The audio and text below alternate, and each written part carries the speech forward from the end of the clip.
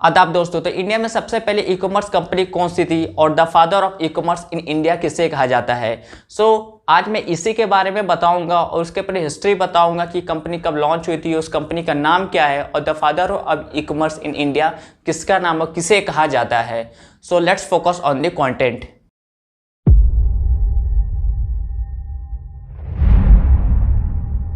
तो वीडियो को और आगे मैं इसके बारे में हिस्ट्री बताऊं, सबसे पहले एक चीज़ आप लोगों को क्लियर कर दूं कि what is e commerce company. E commerce company क्या होती है? तो ई कॉमर्स कंपनी उससे कहते हैं जो कि ऑनलाइन बाई और सेल करते हैं वो कंपनी, जैसे कि फ्लिपकार्ट, अमेजन, स्नैपडील, ये सारी ई कॉमर्स कंपनी हैं। तो आपको शायद क्लियर हो गया होगा। चलिए सबसे पहले एक सवाल का आपको जवाब दे देता हूँ कि the father of e commerce in India किसे कहते हैं। तो उनका नाम है के वैतेश्वरन। इन्हीं को कहा जाता है the father of e commerce in India.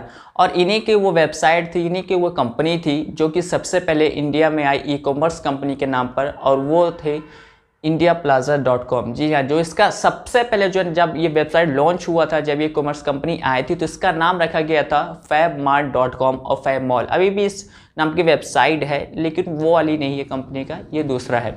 अब तो उसका नाम रख दिया गया indiaplaza.com।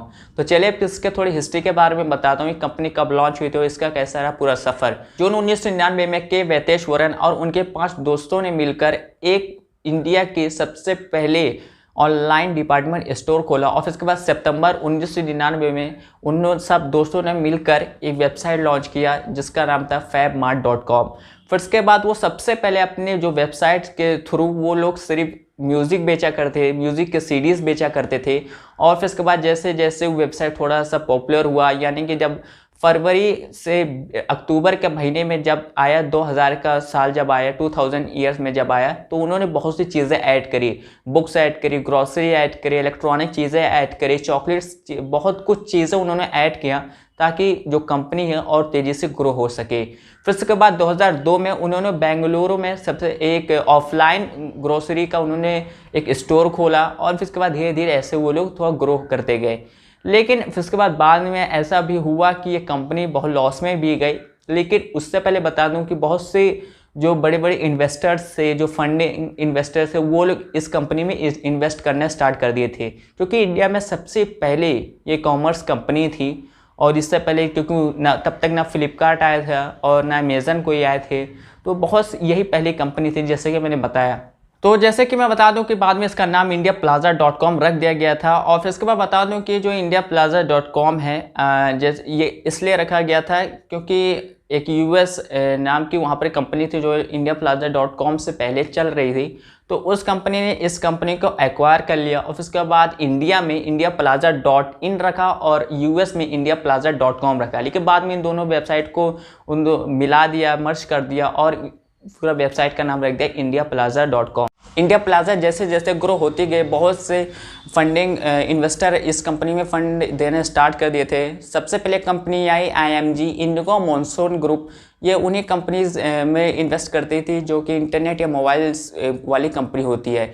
IMG इससे पहले सुलेखा.com और शक्ति.com में इन्वेस्ट कर चुकी थी। फिर इसके बाद फैब 2011 में indiaplaza.com का एक US की उनके एक इन्वेस्टर से उनका डील हुआ $5 मिलियन का। और उस फंडिंग इन्वेस्टर कंपनी का नाम था इंडो US वेंचर पार्टनर। ये कंपनी इससे पहले मिंत्रा और स्नैपडील में इन्वेस्ट कर चुकी थी। फिर उसके बाद जब इनका 2011 में जब इनका इन्वेस्टमेंट हुआ $5 मिलियन इनके जब ये डील करी, तो यही वजह बनी जो indiaplaza.com डूब गई, क्योंकि के वैतेश्वरन उन्होंने कुछ कंपनी के फ्यूचर सोचा था, लेकिन उस टाइम जो मार्केट चाह रही थी उस कंपनी के हिसाब से वो बिल्कुल भी गलत उनका सोचना था। और उस कंपनी का फ्यूचर बिल्कुल भी सही नहीं था उस टाइम के हिसाब से। और उन्होंने $5 मिलियन तक फंड भी लिए थे। तो इतने सारे फंडिंग लेने के बावजूद भी indiaplaza.com 2013 में बंद हो गई। मैं पूरा इस टॉपिक के बारे में बताया, ये मैंने कुछ चीज़ें सोची हैं कि जो बता दूं आपको कि ये उसकी वजह क्या थी। मैंने इंटरनेट से बहुत कुछ मैंने रिसर्च किया, मैंने ढूंढा, और मैंने भी इसके बारे में जब मैंने पढ़ा तो कुछ मैंने पॉइंट लेकर आया हूँ जो मैं पॉइंट आपको बताना चाहूँगा कि क्यों ये लॉस हुई, क्यों ये फेल हो गई है कंपनी। तो सबसे पहले मैं आप लोगों को बता दूं कि जब ये कंपनी 2007 जैसे जैसे जब थोड़ा बहुत ये ग्रो हो रही थी, तो जैसे कि जो इसके कॉम्पिटिटर थे उस टाइम फ्लिपकार्ट आए थे स्नैपडील, ये सारी कंपनी इंडिया में आई थी। ये इंडियन कंपनी की मैं बात कर रहा हूँ। तो ये इंडिया में आए थे, लेकिन ये लोग उतना उस कंपनी को सीरियस नहीं ले रहे थे। वो कंपनी कैश ऑन डिलीवरी कर रहे थे, लेकिन जो indiaplaza.com थे, इन्होंने ये चीज़ अभी तक ये सिस्टम नहीं रखा था। और इनका जैसे कोई भी प्रोडक्ट बहुत ही डिले होता था ज़्यादातर, जैसे कि थोड़े देहात गांव एरिया में जो जहाँ पर लोग रहते थे वहाँ तक ये लोग प्रोडक्ट पहुँचा नहीं पाते थे indiaplaza.com।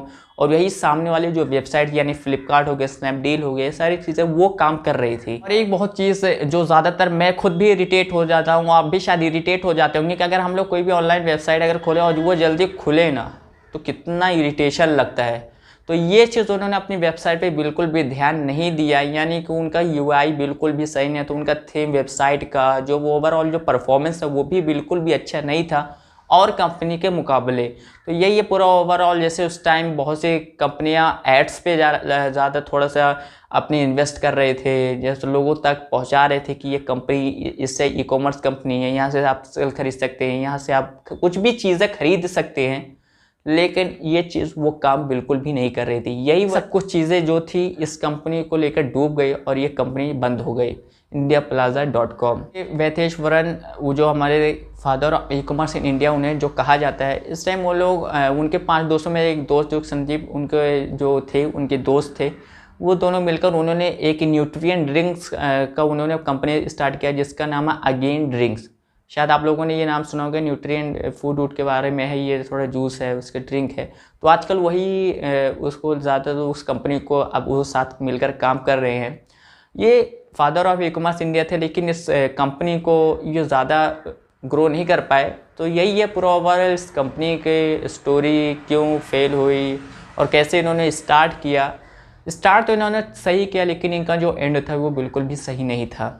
सो ये पूरा ओवरऑल इस कंपनी के बारे में। आई होप आपको वीडियो ज़रूर पसंद आएगा। पसंद आए तो लाइक करो, शेयर करो अपने दोस्तों को, और मुझे कमेंट सेक्शन में बताना है कि आप इससे पहले इस कंपनी के बारे में जानते थे और अब तक चैनल को सब्सक्राइब नहीं किया तो सब्सक्राइब करके बेल आइकन को ज़रूर प्रेस कर दीजिएगा। मैं ऐसी वीडियोज़ लाता रहता हूँ। Thanks for watching.